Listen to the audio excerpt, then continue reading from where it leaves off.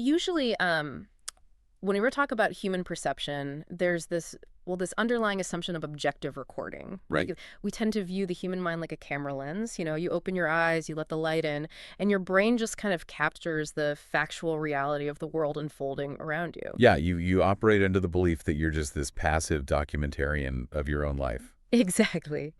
But today, we're doing a deep dive into a really fascinating stack of sources. It's a 14-book collection by the mid-20th century mystic, Neville Goddard. And man, the moment you engage with Goddard's material, that whole camera analogy, it just gets entirely dismantled. Completely shattered. You are basically forced to abandon the concept of, like, documentary recording, which, completely flips human agency on its head. It really does. Because if the mind isn't a camera passively recording the world, but rather a projector actively creating the movie on the screen, Right. then sitting in the theater and shouting at the characters to change the plot is just, well, it's an exercise in utter futility. Yeah, you can't force a narrative to change by, like, manipulating the light hitting the canvas. If you want a different movie, you have to actually walk up to the projection booth and swap out the film. Precisely. And that's our mission for this deep dive. Goddard's texts are, they're deeply mystical. He views the Bible as a psychological drama rather than history. Which is a whole topic in itself. Oh, totally. But we are bypassing all that dense theology today. Our goal is to extract pure, practical application for you, the listener.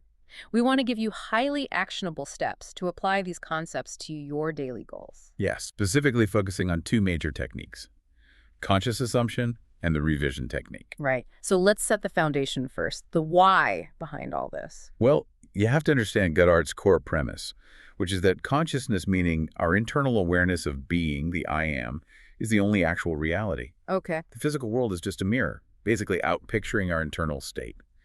And what's fascinating here is that, according to Goddard, we don't draw what we want out of life. We draw what we are. Okay, let's unpack this because that's huge. It's like the mind isn't a camera, right? It's a projector. Exactly. The external environment, with all its physical limitations and circumstances, it's essentially just a delayed echo of your internal state of consciousness. A delayed echo. I love that phrasing. So to change the echo, you have to change the source sound. And the primary mechanism for that, the first actionable technique of swapping the film, is conscious assumption. Yes. But we need to clarify what that actually means. Because to a skeptic, assuming you have something just sounds like standard daydreaming or, wishful thinking. Yeah, just imagine you're rich kind of stuff. Right, which doesn't work. The critical distinction drawn on the text is the difference between thinking of the end and thinking from the end. Thinking from the end. Yeah. When you think of an objective, say you're visualizing a new home or a financial milestone, you're usually placing that object out in the future. Like someday I'll have that. Exactly. You exist as the subject, looking across this vast distance of time and space at the thing you desire. And by definition, that gap reinforces the current state of not having it. Oh, wow. So your consciousness is resting in a state of lack. And that ensures the projector continues to project a reality of lack. Here's where it gets really interesting, though, looking at the actionable steps in the text. Hmm. How do you practically bridge that gap? Well, first, you have to clearly define your objective. But you deliberately avoid visualizing the journey to get there. Right, no grinding. No grinding. You don't imagine yourself working late hours or slowly climbing the corporate ladder. You bypass the whole process and construct a specific small event that would logically follow the fulfillment of the desire. Like a concrete scene. Yeah. If it's a promotion, the scene might be feeling a colleague's firm handshake and hearing their voice congratulate you on the new title. Okay, but the text outlines a very specific physical state required to execute this. It's not just something you do while commuting or washing the dishes. Definitely not. You actually must immobilize the physical body. Goddard advises lying flat on your back or relaxing deeply in a chair. You want to induce this drowsy state akin to sleep. Why is that so crucial? Because there's a profound psychological reason for the immobility. When you're completely still, hovering on the edge of sleep, your external sensory input drops to an absolute minimum. You're shutting down the data feed. Exactly. You're turning off the feed that constantly reminds you of who you currently are and the limitations of your current environment. In that twilight state, the critical faculty of your conscious mind, the part that argues with you and lists all your current deficits, it's subdued. Right. You retain just enough conscious control to direct your attention. And in that highly suggestible state, you loop the constructed scene in your mind. But I have to bring up a practical challenge here, something Goddard actually addresses. The physical senses are incredibly loud and very persuasive. Oh, absolutely. If you are financially destitute, sitting in a dark room trying to feel wealthy produces massive cognitive dissonance. It feels, well, fundamentally absurd. It does, which is why Goddard uses this great analogy of the iron bench. Right, the iron bench. Yeah, he says, imagine you are heavily chained to a heavy iron bench. The act of running is physically impossible. In the physical world, your senses are screaming that you are bound to that bench. But in your imagination. In your imagination, you can feel yourself running. And the moment you achieve total imaginative focus on the act of running, you momentarily forget the physical limitation of the chains. You forget you are bound. That is so powerful. But the key, and the text emphasizes this, is that you must experience the action in the first person. That is non-negotiable. You can't watch yourself on a movie screen climbing a ladder. You actually have to look out through your own eyes, feel the coldness of the rungs. For the warmth of the handshake. Yeah. And the story from the sources about the man at the Caliente racetrack perfectly illustrates this. Oh, that's one of the best examples of the books. Right. So this guy was completely broke, attending Goddard's lectures, and he wanted to win the 510 pool at the track. And he didn't just sit around entertaining hopeful thoughts. He put the mechanics to a severe test. He stood in his imagination at the track. He used his imaginary hands to physically sort the tickets, right? Yeah. He focused on the tactile sensation of the paper. He enacted holding the 6 winning tickets over and over. And he did this until he induced actual physical goosebumps. Wait, really? Actual goosebumps from a mental scenario. That is a massive threshold to cross. It is. But that physiological reaction is the ultimate indicator of subconscious acceptance. His body responded as if the event were currently happening. And he didn't stop there. No. He imagined the cashier handing him a large sum of money, feeling the physical weight of the cash, placing it beneath his shirt. He persisted until it felt totally natural. Stripping away the feeling of being broke. Exactly. Until it became his reality. And ultimately, he won the pool. He didn't just hope, he wore the new reality until the external world had no choice but to project it. Wow. Okay, so you plant the seed, you get the goosebumps. But then, and this is a logical hurdle we have to pivot to, what happens when Wednesday morning happens? Ah, yes, the collision with reality. Right. You check your mail, you get a devastating rejection letter, or someone is just wildly rude to you, your nervous system is derailed by negativity. The objective world hits you in the face. Exactly. You can't just assume your way out of a visceral, cortisol-flooded bad mood. The negative sensory data is too loud.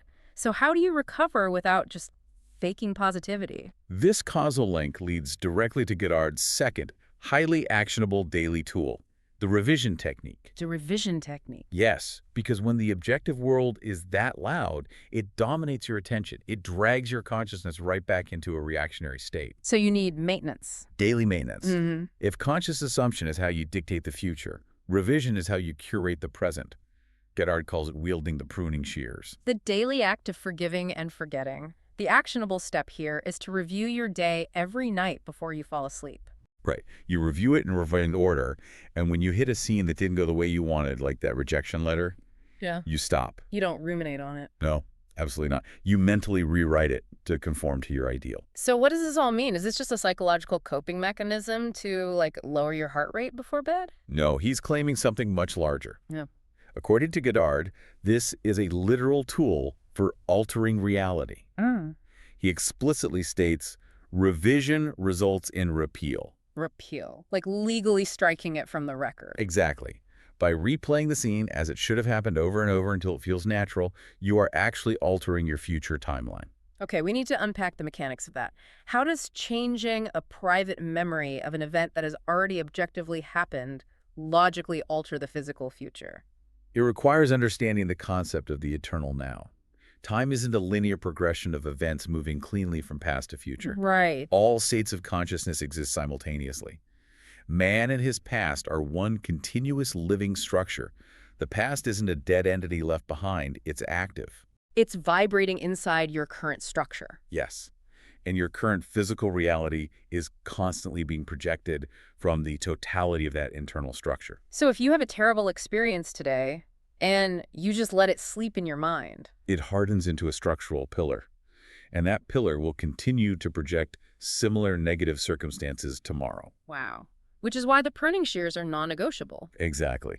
The text gives some stark examples of this real-world application. Like the rejection letter. Right. If today's mail brought disappointing news, you don't just accept it.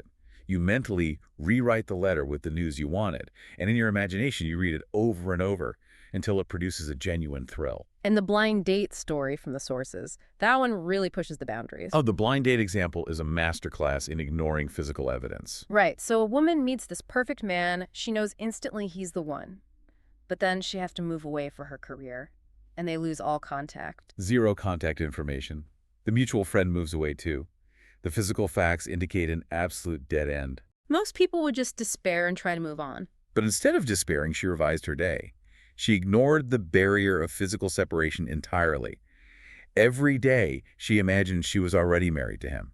And despite the physical reality of separation, her revision led to a coincidental reunion. And their eventual marriage.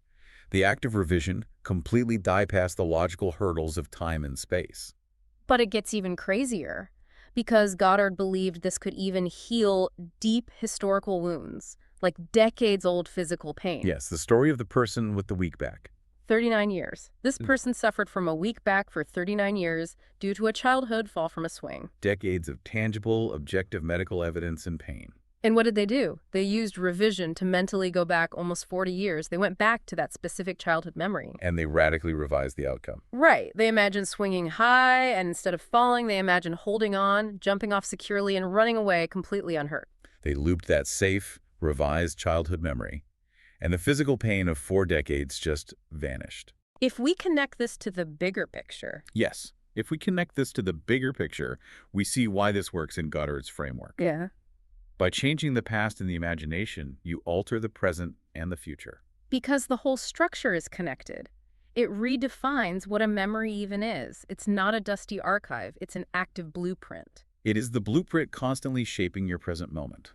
Once the subconscious accepted the revised memory of the swing, the projection of pain simply lost its foundation. The film was swapped out. Exactly. So bringing it all together directly to you, the listener, the concrete daily plan we extracted from this deep dive. The actionable takeaways. Right.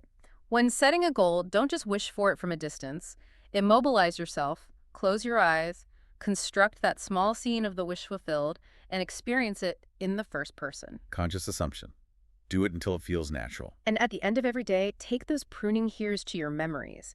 Do not let a negative event sleep in your mind. Rewrite it, relive the revised version, and let that be the seed for your tomorrow. That is the revision technique. This raises an important question. It really does. It reminds you of the gravity of these tools. Imagination isn't just for daydreams. It is the enchanter's wand. Your assumptions dictate your behavior, the behavior of others toward you, and the events that unfold in your life. Which leaves us with a final mind-bending thought to mull over. Something pulled directly from Goddard's philosophy regarding free will. Oh, this is profound. We constantly worry about forcing things to happen in our physical lives, right? But according to Goddard, true free will is an illusion in the physical world. Completely. Your only actual free will, the only real agency you have, is your freedom to choose your assumption in your imagination. Because once that assumption is fixed, the physical world becomes completely deterministic. A bridge of incidents will automatically unfold to make your assumption a reality. You don't have to forcefully build the bridge, you just walk across it. So the question to mull over tonight is this. If your physical reality is just playing out the script of your subconscious assumptions, what script are you going to choose to write before you fall asleep tonight?